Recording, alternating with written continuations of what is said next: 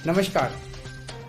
शराब घोटाला, पिछले 2 साल से ये शब्द आपने कई बार सुना होगा। 2 साल से बीजेपी की सारी एजेंसीज कई रेड मार चुकी हैं, कई लोगों को गिरफ्तार कर चुकी हैं, लेकिन अभी तक एक भी पैसे का हेरफेर कहीं नहीं मिला, कहीं से एक भी पैसा नहीं मिला। अगर भ्रष्टाचार वाकई हुआ है तो इतने करोड़ों रुपए गए कहाँ? क्या सारा पैसा हवा में गायब हो गया? सच्चाई ये है कि किसी तरह का कोई भ्रष्टाचार हुआ ही नहीं। अगर होता तो पैसा भी मिलता। ऐसे फर्जी केस में आम आदमी पार्टी के कई नेताओं को इन्होंने अभी तक जेल में रखा हुआ है। किसी के भी खिलाफ कोई सबूत नहीं है, कुछ साबित नहीं हो रहा, खुलेआम गुंडागर्दी चल रही है, किसी को भी पकड़ के जेल में डाल दो। अब बीजेपी मुझे गिरफ्तार करना चाहती है। मेरी सबसे बड़ी संपत्ति, मेरी सबसे बड़ी ताकत मेरी ईमानदारी है।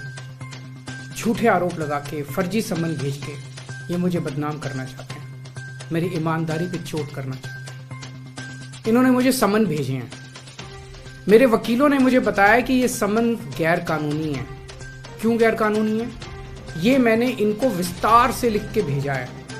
मैंने बताया है कि उनके सम्मन कैसे गैर कानूनी है, लेकिन उन्होंने मेरी एक भी बात का जवाब नहीं दिया। इसका मतलब उनके पास मेरी बातों का जवाब नहीं है। इसका मतलब वे भी मानते हैं कि उनका नोटिस गैर कानूनी है। क्या मुझे एक गैर कानूनी सम्मन का पालन करना चाहिए? अगर कानूनी रूप से सही सम्मन आएगा तो मैं पूरा सहयोग करूंगा। बीजेपी का मकसद जांच करना तो है ही नहीं।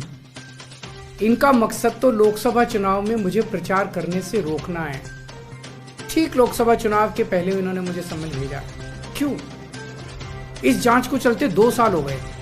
अभी ठीक लोकसभा चुनाव के पहले मुझे क्यों बुलाया जा रहा है? पहले क्यों नहीं बुलाया? सीबीआई ने मेरे को 8 महीने पहले बुलाया था। मैं सीबीआई में गया था, उनके सारे जवाब भी दिए थे। लेकिन अब ये लोग ठीक लोकसभा चुनाव के 2 महीने पहले मुझे बुला रहे हैं। तो बीजेपी का मकसद कोई पूछताछ करना थोड़ी है। इनका मकसद है पूछताछ के बहाने केजरीवाल को बुला लो और उसे गिरफ्तार कर लो, ताकि मैं लोकसभा चुनाव में प्रचार न कर पाऊं। आज बीजेपी भ्रष्टाचारियों को नहीं पकड़ रही, बल्कि खुलेआम ईडी और सीबीआई का इस्तेमाल करके दूसरी पार्टियों के नेताओं को तोड़ के बीजेपी में शामिल करवाने का काम किया जा रहा है। एक नहीं, 2 नहीं, कितने उदाहरण हैं जहां किसी पार्टी के नेता के खिलाफ ईडी सीबीआई के मामले चल रहे थे या उन पे गंभीर आरोप लगे हुए थे।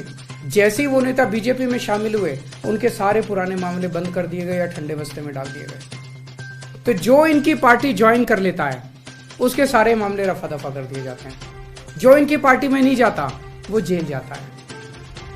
आज मनीष सिसोदिया, संजय सिंह और विजय नायर इसलिए जेल में नहीं है कि उन्होंने भ्रष्टाचार किया है, वो इसलिए जेल में है क्योंकि उन्होंने बीजेपी में शामिल होने से इनकार कर दिया है। आज हम बीजेपी का मुकाबला क्यों कर पा रहे हैं? क्योंकि हमने कोई भ्रष्टाचार नहीं किया। अगर हमने जरा सा भी गलत काम किया होता तो दूसरे भ्रष्टाचारी नेताओं की तरह आज भी हम बीजेपी में शामिल हो चुके होते आज तक।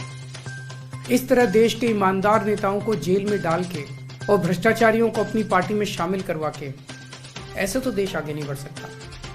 ये क्या चल रहा है?